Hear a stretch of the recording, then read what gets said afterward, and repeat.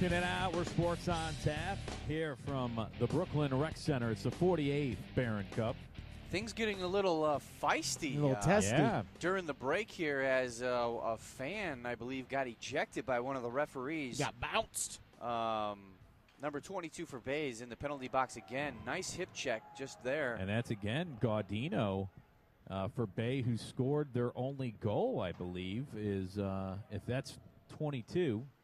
I believe that was 23, Rob. 23. 22 is under. I mean, the way it works out, guys, 23 is Will Kenny. Yeah, we got a 2 minutes for roughing, 2 minutes for unsportsmanlike, another 2 minutes for unsportsmanlike, and then a 10-minute game misconduct. Wow. All against, I believe, Bay. Yeah. Yeah. I believe number 22 got the 10-minute game misconduct, and then number 9 is serving the penalty minutes, which ended up being 6 total minutes of penalty minutes for Bay there. So I'm not sure how that worked out, but suffice it to say, not well.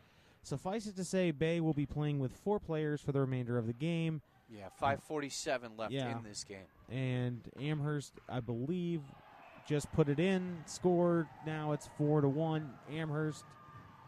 Couldn't really see who scored that. No, they'll announce it here on the overhead. But, yeah, it's definitely a change of events, I would say.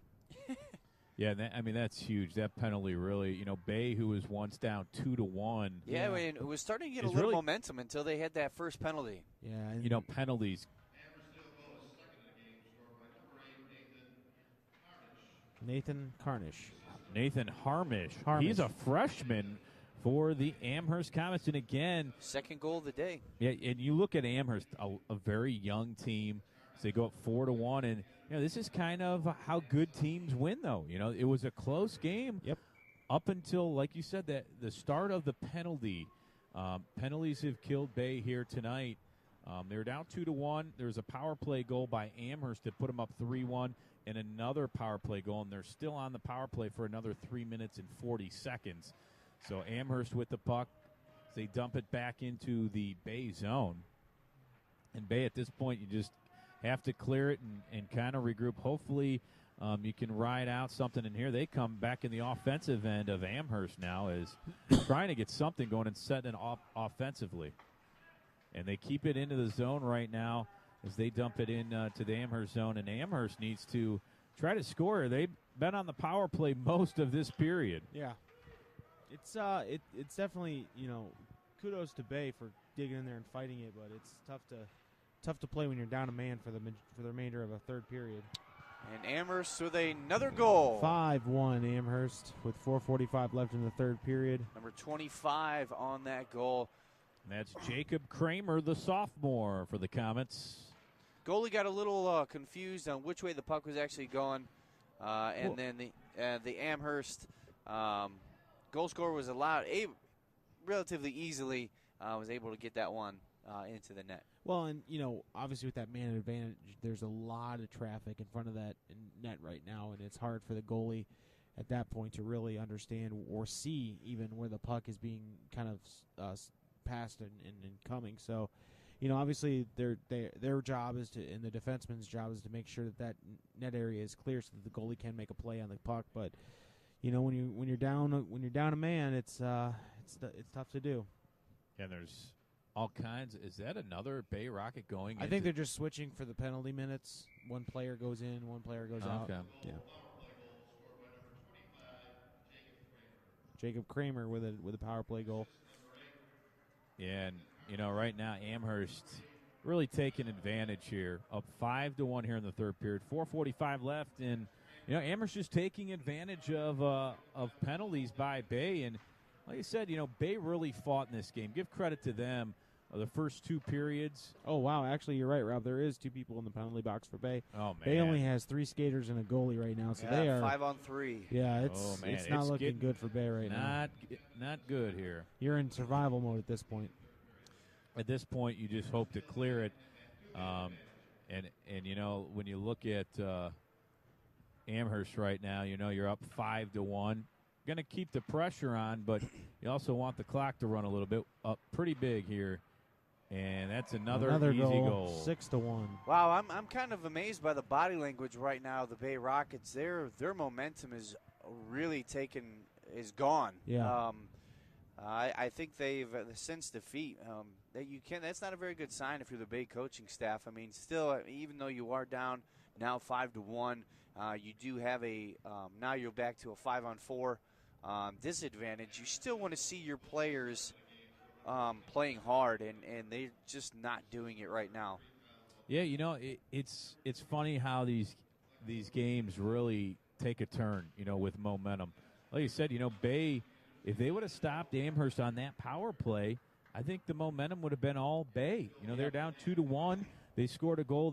If you hold Amherst out of that power play, you can get back on the offensive end and give credit to Amherst. They had some timely goals there, especially taking advantage of the penalties, and now a 6-1 lead with 4 minutes, still 4 minutes left in this game, and it looks like Amherst probably should advance here, as they're going to, still have a man advantage for most of this period. But Amherst, what a great year! Like we said, we talked to Coach Morris.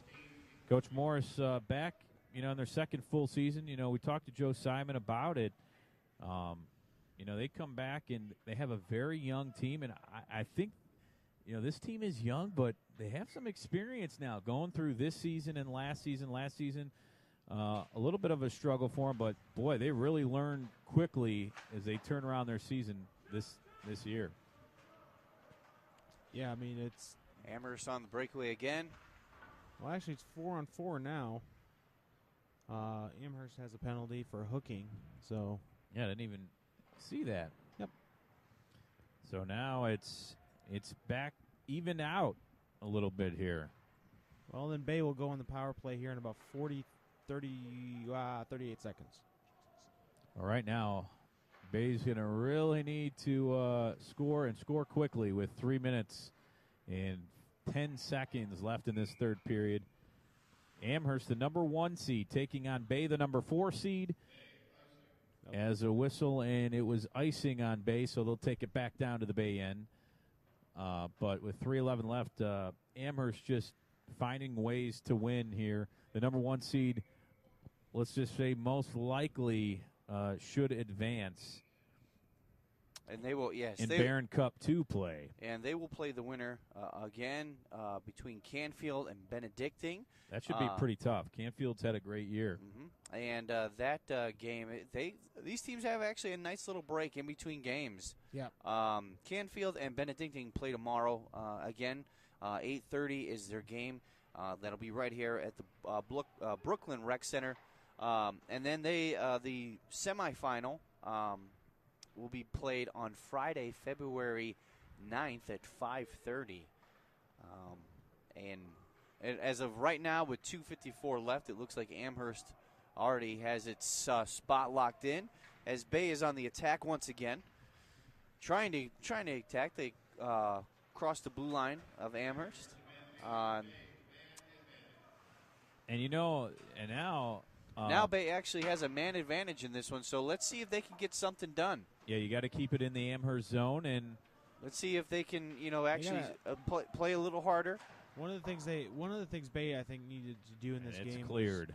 Was to clutter up that area in front of the goal post, in so front of the goalie. I mean, Amherst has been doing it pretty effectively. I mean, obviously it helped having a 2-man advantage for a good amount of time, but one of the things I've noticed for Amherst is they do a really good job of when they're attacking the net, they're getting in Offside. some sort of they are getting in some sort of they're getting a lot of traffic there, which is confusing the goalie and allowing the puck to slip through. Yeah, and right there, Bay really missed an opportunity. Yeah. Just getting offside a little too quickly there. It's getting a bit chippy out there, I think. Yeah, 2 minutes left in this game. Amherst up 6-1 over the Bay Rockets. As Bay dumps it down in the Amherst zone. And Amherst again looking to clear, but unable to do so right now. It's penalty forthcoming. Interference penalty. And this is on Bay, I believe. Just penalties are killing them this period. Cannot get any momentum. And when Bay is full strength, you see a lot more confidence than when they're down a little bit. They had it, and then they did have it, and once they had that high stick penalty, again, that took the winds right out of their sails, and they have not been able to come back as ever since that high sticking penalty. Amherst has gone on a 4-0 scoring run. Yeah, now they're back in the Bay zone now as Amherst looks to extend their 6-1 lead here in the third period with a minute 42 left. Gully with a save there. And Bay trying to clear it out with a minute 30 left in a 6-1 Amherst lead. Is now Bay trying to get on the offensive. They're still fighting till the end here, which is nice to see. For a while, again, when you're down to a two-man advantage, it's just you got to find ways to clear and go on the defense a little bit. You got to have the effort. When it was 5-on-3 a little bit, I just didn't see it from Bay right there. And since they got a few more guys up there, yeah, they're starting to pick it up a little bit, but it's a little too late in my book for that one. Yeah, I think anytime you have to go play a 5-on-3 advantage, you would get your body language would indicate that you're probably not too happy about that, as you mentioned, Josh. But hats off to Bay that they're not going quietly here. They're trying to score. They're trying to do exactly what they're supposed to do. But it is tough, with the penalties and everything else, just piling up on them in this third period, because it was a really competitive first two periods there, and then things kind of just got away from Bay, both with penalties and with just really not smart plays defensively, and allowing a lot of traffic in front of their goalie, and that spells disaster for a lot of teams. Yeah, when you let teams take an advantage there, especially good teams like Amherst who have had a great year, they took advantage of penalties there. Give credit to Brady Grove, the Amherst goaltender. Amherst has gone with two goaltenders most of this year. Zach Bozel had 9 games played, and Brady Grove had 7. And tonight he's done an outstanding job. Yeah, he dove to block the shot. I think he took a good shot right off the head. Oh, that. He's getting up. I think he just got the bell rung. Bell rung just a little bit. He is skating nice off on his applause. own terms. So good for him. 20.9 seconds left in the ball game. And we could pretty much wrap this up with Amherst winning 6-1 here with 20 seconds left to play.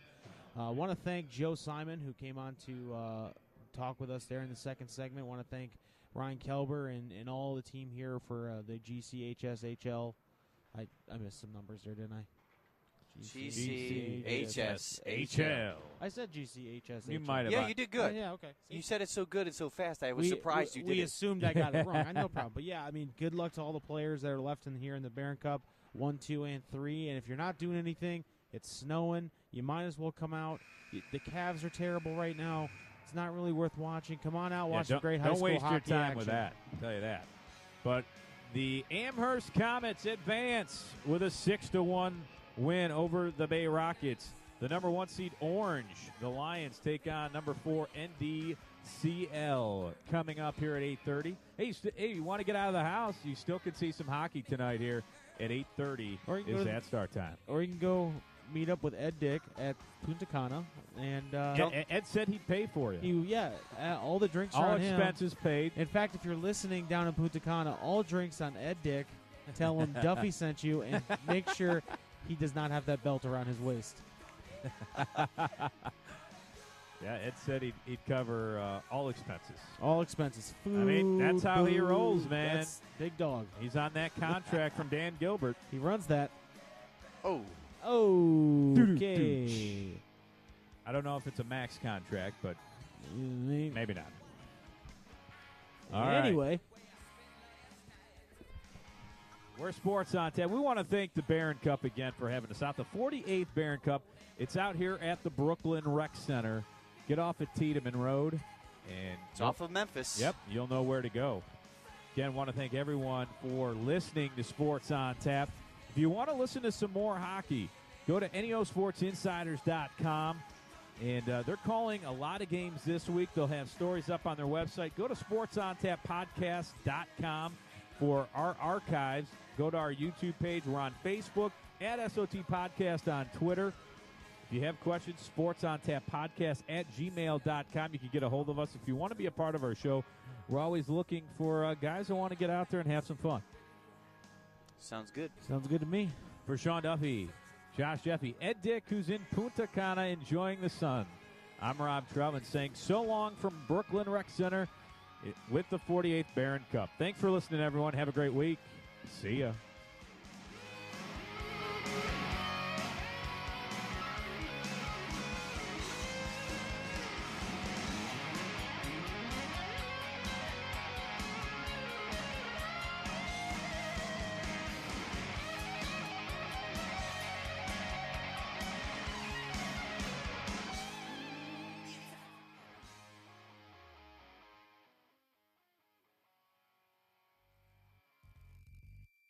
Thanks for listening to Sports on Tap. Make sure you visit our website at www.sportsontappodcast.com. We'd also like to thank our partners, NEO Sports Insiders, bringing you the best in Northeast Ohio sports coverage.